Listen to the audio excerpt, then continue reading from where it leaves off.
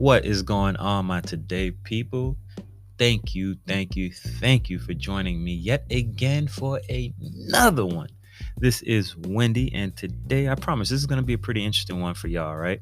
We'll be talking about a few, maybe you can call them trigger warnings. I don't know. It just really depends on where y'all are at mentally with it.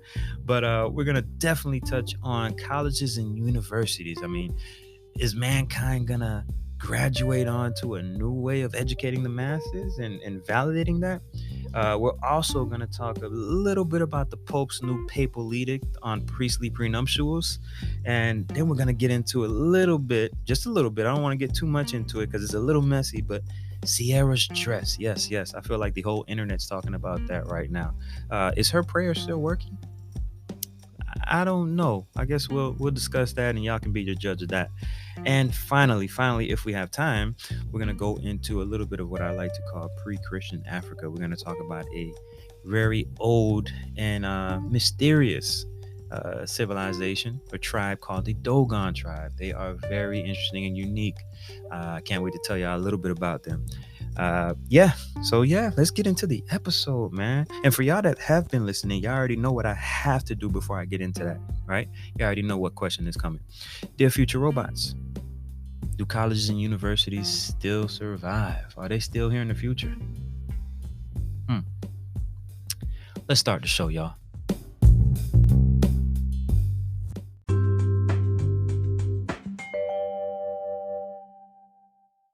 And we are back. My today people, y'all really let us wake up in Florida the end of March talking about 55 degrees Fahrenheit. For all my people that are international, yes, I am in the Central Florida area. And for some reason, the Earth decided to give us 55-degree Fahrenheit weather this morning at the end of March. For me in my life, I'm mid late 30s. That is very abnormal. It wasn't expected. I don't think by anybody. The meteorologists, they barely write anyways. I think they didn't believe it. But hey, that's where we at right now. Shout out to climate change. If you didn't believe it before, you got to believe it now.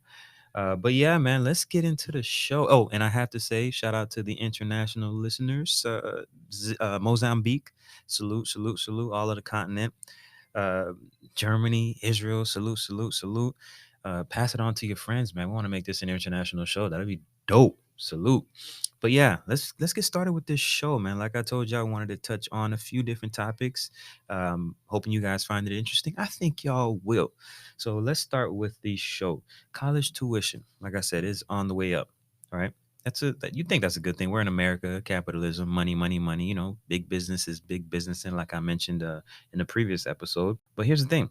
The number of students on or off campus has actually been trending down. I mean, it's slight, but it's still down according to this study. So, I mean, what do you think that's saying? Now, my only kind of apprehension to it is it might just be that this study is not subtracting for the causes or effects of COVID-19. Y'all remember that, right? So I'm sure, and I know for a fact, a lot of students either could no longer afford to be up here or went home and just stayed. Maybe found another job once things opened back up and just didn't come back to school. But what does that mean for colleges as a whole? Are things going to pick up? I think that remains to be seen. Maybe if they do another study in a few years based on this time post the COVID-19 era, we'll get a better picture.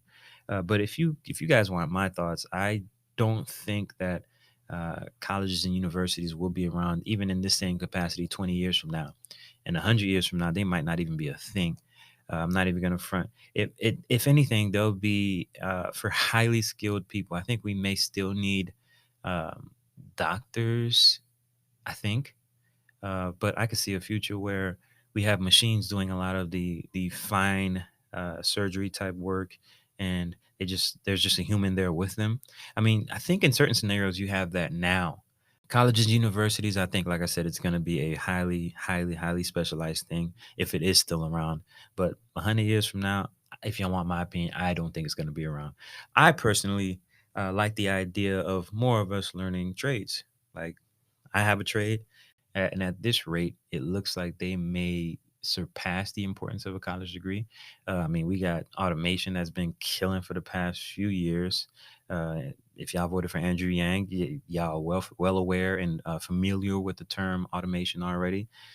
We got all these chatbots that are dropping right now. They're talking about chatbot in the next few years being ubiquitous. We might have personal chatbots on our phone in the future. Like, you know what I mean? Like, what does that mean for schools? You already have like high school teachers talking about this is gonna mess up their grading scales and their grading systems because all the kids are just gonna be cheating and there's no way to prove it. Now, obviously, if you extrapolate that and add it to colleges, you got the same thing happening. How are they gonna be able to keep up? I just don't see it happening. We're either going to have to change the way we're doing education. So that's going to require us to take a step back, man. I mean, money is a huge motivator. So we'll see if that makes a big impact. But in the current iteration of colleges and universities, I mean, you might have to be blind to think that it's going to remain the same with the amount of power and influence that they still have and they've had over our society in the past, what, 70 years. Like it's like a part of American culture to go to college. I just cannot see that standing.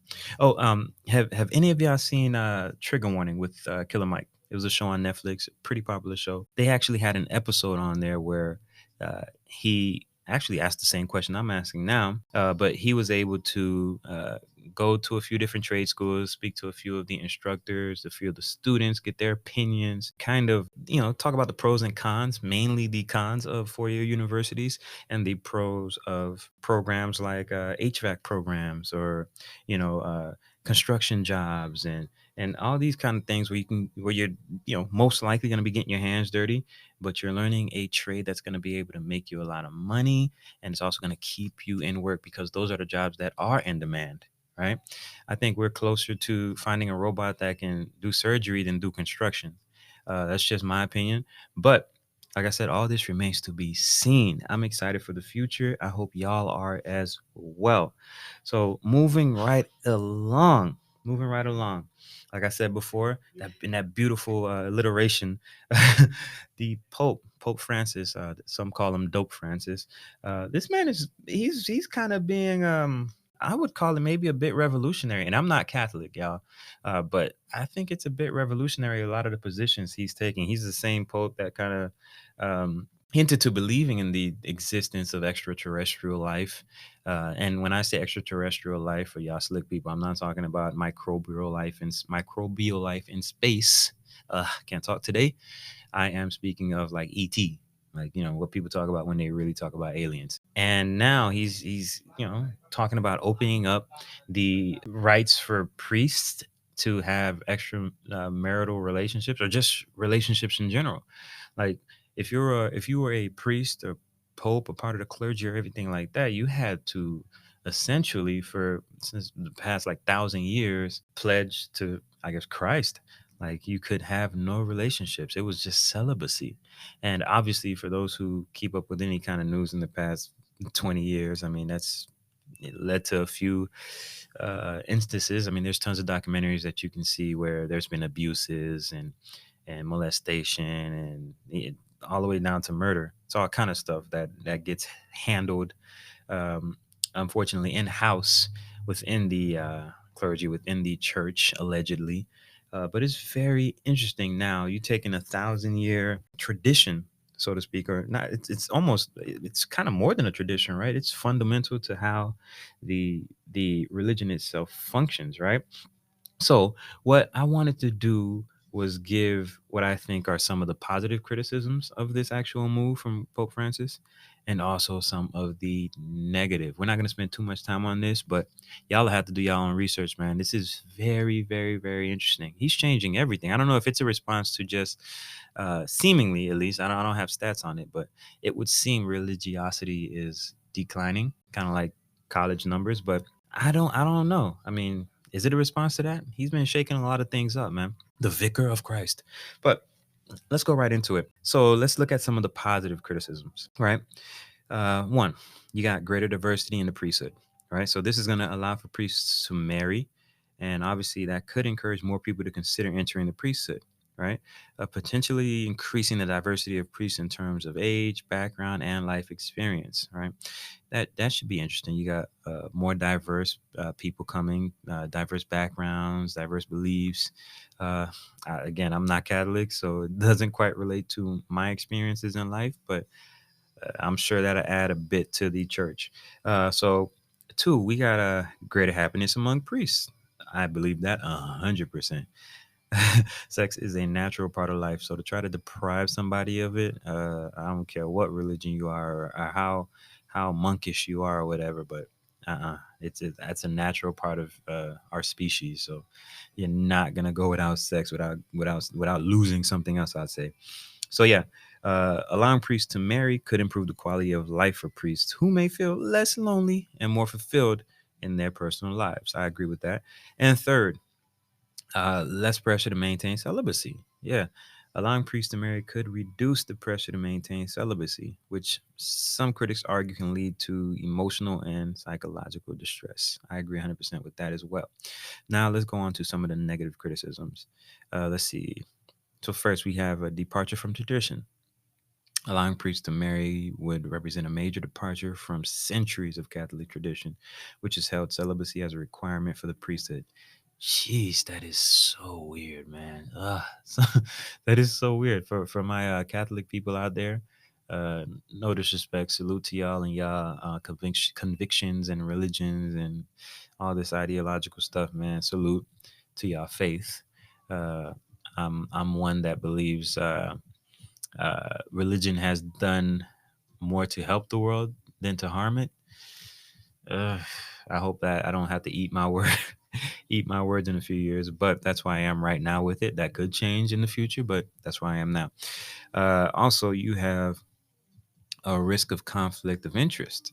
Allowing priests to marry could create conflicts of interest if priests prioritize their families over priestly duties, potentially compromising their ability to serve the church effectively. Huh. That's an interesting one. I think it's hard for one to kind of disagree with that because it happens in everyday life with people with regular jobs and all kind of elected positions or officials from all over. So I can see that as well. Let's see. Practical challenges is the third one and final one. Allowing priests to marry could create practical challenges for the church, such as the need to provide housing and support for priests and their families, as well as issues relating to inheritance and financial management. That is another thing that makes sense. Okay. So yeah, that was just three pros and three cons. That's all the things I was able to come up with and kind of flush out to kind of give to you guys. So, like I said, if I have a lot of Catholic listeners out there, I'm assuming because Catholic people are a big number of the world. But if y'all are Catholic and y'all out there, go ahead and leave some comments. Drop a word for your man. Like, let me know how y'all feel about that. Are you guys excited that this change is coming? Is it are you guys on the con side of this? Is it like why mess with it? Why change things now? Oh, Pope Francis is woke. Is this what you guys are saying? Let me know. Leave some comments. All right. But yeah, I thought it was pretty interesting. What is Pope Francis going to do next? I think that's the question that we have to ask ourselves, really. But from talking about the church, let's get right into it. Please, please, please, y'all. Just bow your heads. Let's have a moment of silence, right quick, right? Let's get into this prayer. Jesus, I need you. I don't fully understand everything right now, but I know you have great plans for me. I'm hurting, but there's purpose in my pain. I need you. I need you to restore my faith and love. Give me strength. I know I can't do it all on my own. I'm tired. I don't want to hurt no more. I don't want to feel like this ever again. Thank you for hearing my cry. Thank you for hearing my heart. I know you'll do what's right with it. Thank you for never judging me. I'm broken, but I'm beautifully broken. I know you will help me put all the right pieces together.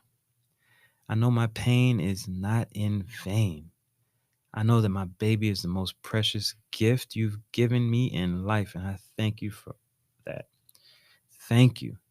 Cover and protect us, Lord. I pray the next man in my life will be my husband. I pray he loves me, leads me, guides me, reassures me. I pray that he holds me. I pray that I have everything I want and need in him. I pray he will love me the way that you love me. Your love is unconditional. You are the way, the truth, and the life. In you, there's hope. Lord, you say, love is patient, love is kind, it does not envy. I believe in this pure love. This is what I want. Lord, thank you for reminding me of who I am. I am a queen. I deserve to be treated like one. I'm a warrior. I will get up. I'm a child of God. I'm everything you say I am. I'm an overcomer. I'm built for this. Lord, I'm ready. In Jesus' name, amen. Wow. Slow clap on that one. And for y'all out there that are confused, like, what the hell is going on?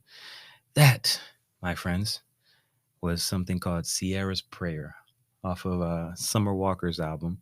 That's become almost an anthem for, I don't know if I want to call it broken women, but women that have been through a lot with men or just relationships in general. But yeah, Ciara, Ciara, Ciara. We went from amen to Ciara trying to give a lot of men what seemed like a peep show. I don't know. What do y'all think about that dress? Let's get into it, man. When I saw it, I ain't gonna front. I kind of forgot she was married with kids and all that, man. Yeah. Then you look at the pictures and you see Russell Wilson's eyes, and oof, I mean, it's hard to judge something from the outside looking in. But I think everybody out there knows how it goes. I'm just hoping this isn't the new Will and Jada, or I should say Jada and Will. No disrespect. Salute, salute, salute. But yikes, yikes, yikes. They had a tweet where they put Savannah James' picture next. That's LeBron's wife, and next to Ciara's picture, and the caption said, "Both of these women are wives, but both of them are not the same." Because Savannah had her form fitting fit. She looks beautiful, by the way. She had her nice form fitting outfit on. Breasts were sitting, but it sounds funny, right? Breasts were sitting, but she looked great. You juxtapose that to the picture of Ciara, right? Both married, both with kids, athlete husbands or whatnot, and she's in this whole. This looks like she's in like a fishing net. Like hey, salute to the designer Dundas. I remember hearing his name from work with that he's done with Kanye West. I don't know if it's a he or she, honestly, but I remember hearing that name. Uh, Ciara Princess Wilson, man, what's going on, man? I know that had to be an argument before y'all left the house. I know. I'm willing to bank on it that had to be an argument. Y'all, if y'all haven't seen these pictures yet, just check it out. It's from the Oscars Vanity Fair party. All right. And I literally saw this maybe, I think it was yesterday. I caught wind of it and it was like, oh my gosh. Oh my gosh. Let me see what's going on with this. And this is really, it's really interesting because this is new fodder for this kind of gender, male versus female kind of thing that's been going on, where it almost seems like, uh, yeah, I guess we can call it xenophobic in a little bit. I just playing the devil's advocate here, but at the same time, we gotta also look at decency as well. Um, I'm a man, so seeing that was obviously like, okay, it looks good. Salute. She looks great. Hey, you seeing TNA as a man, you're like, hey, but at the same time, she's a mother and a wife. At the same time, I'm like, oof, Russ, my guy, man. You seem like a nice guy, bro. Like, yeesh. It's just really Jada and Will reminiscent. But how y'all feel about that, man? How y'all feel about it? Hmm? It can't be just me, right? Am I tripping? Y'all let me know if I'm tripping. I don't feel like I don't feel like I am, but jeez. The internet has been going crazy about this. And I'm sure it will wash on over and nobody will be talking about it in a little bit. But Ciara's moving out here, man. She moving crazy. She moving massive. I ain't even gonna say crazy. I'm not gonna disrespect her like that. But man, uh, I hope their relationship lasts. It would have made more sense, I will say, uh, if maybe Russell had like a sheer maybe top or one of those that kind of netting material. his jacket was that material or something. Like if they matched somehow, it would make sense. But this guy was as dressed as you could be dressed. Salute. The suit looked nice, but family and all that. I hope it works out. But you cannot ignore that, right? And shout out to that prayer. She's a good writer. That prayer was all right. If y'all haven't heard that song or that album, go ahead, give it a listen. But yeah, moving on. Like I said before, pre-Christian Africa. Yes, pre-Christian Africa. And I say that because this civilization that I'm going to be talking about today existed prior to Christianity by several centuries, actually. They're called the Dogon, and that is spelled Dogon. And they're from Mali. So the history of the Dogon tribe is a little difficult to trace accurately due to the lack of written records. Because y'all know, once colonization started to happen, I think a lot of things were actually destroyed. It's kind of like when what they say about history being written by the victor. In this case, history was written by the colonizer.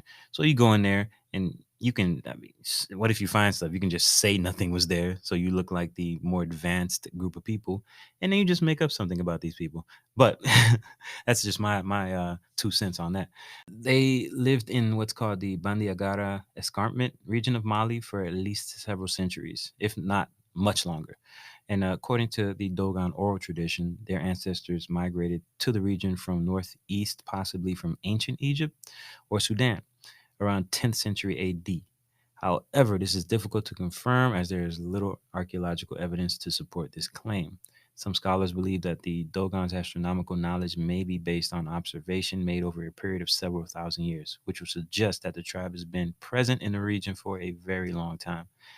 I think these people are remarkable. I've known about them for several years now, and man, if if you're a spiritual person at all, look into this story. This is gonna either strengthen it or make you realize that we're all just people trying to make sense of our environments, y'all. But the Dogon are known for their unique culture, religious beliefs, and scientific knowledge. One of the most interesting and notable facts about the Dogon is their knowledge of astronomy.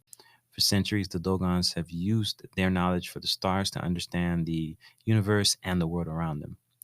They have identified the star Sirius and its companion star Sirius B, which is a white dwarf star that is invisible to the naked eye. They know that. The Dogon also have a detailed knowledge of the cycles of the moon, the planets, and the stars. The Dogon are also known for their art and craftsmanship. They create intricate masks, sculptures, and textiles that are highly prized by collectors and museums around the world. In addition to their scientific and artistic achievements, the Dogon have a rich cultural heritage. They have a complex social structure with different roles and responsibilities for men, women, and children. They also have a unique religion, which combines elements of animism, ancestor worship, and Islam. Overall, the Dogon are a fascinating and important part of African culture and history. Now, let me go a little bit into some of their lore. Let's see here. I wrote this down. All right, so according to Dogon mythology, the god Amma created the universe by breaking open an egg, which released the four elements of earth, air, fire, and water. The egg contained the primordial being Nomo, or is it Nama? I think it's Nomo. Nommo. All right. So that's the god is Amma, Amma, and the god's creation is called Nomo, who is often depicted as a fish like creature. Nomo was the first living being created by Amma, and he is believed to have taught the Dogon many things, including astronomy. One of the most famous stories from the Dogon mythology is the tale of the Nomos and the creation of Sirius. According to this story, the Nomos were a group of amphibious beings who came to Earth from the star system Sirius. They were seen as wise teachers and were said to have taught the Dogon about agriculture, weaving, and astronomy. The Dogon believed that Sirius was the home of the Nomos and that they had come to Earth to teach them about the stars. They identified Sirius as a double star system, with one star being larger and brighter than the other. They also believed that the smaller star orbited the larger star and that it had a period of about 50 years. Yikes. Isn't that interesting? I remember learning this a few years back, and I had to kind of go back into the archives and research a little more just to give y'all more than just my base level knowledge of it.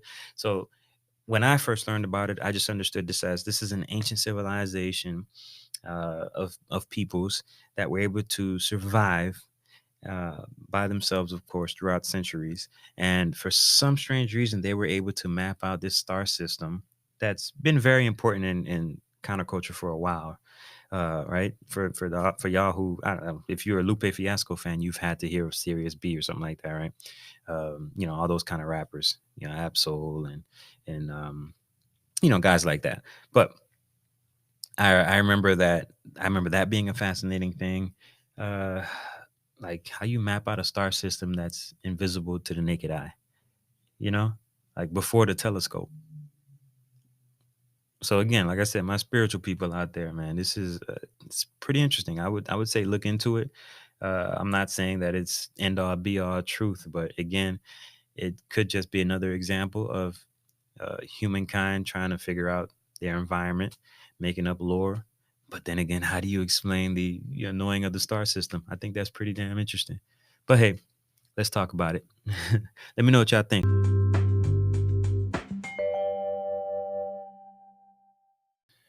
And moving right along, my prediction for this episode is that Africa is the future manufacturing hub of this planet.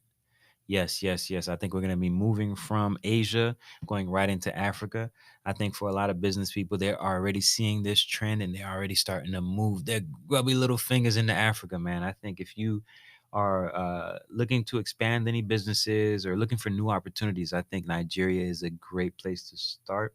It kind of seems obvious to me, man. Just tech hubs as well. Like this could be a tech hub as well. Like if you got a new startup that you're planning or something like that, or if you're an engineer, man, I take my talents to Africa, man. The what they call it, the mother continent.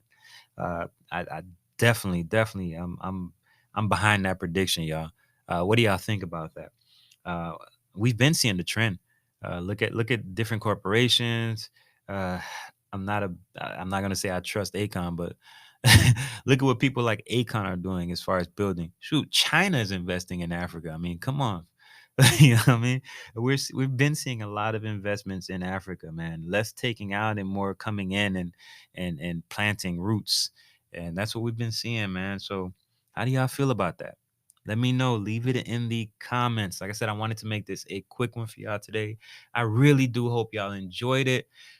Today is Monday and tomorrow is Tuesday. So we'll see if y'all ex-president Trump, we'll see if his prediction about him uh being taken into custody stands true. So man, it's been a fun one. I really enjoyed it.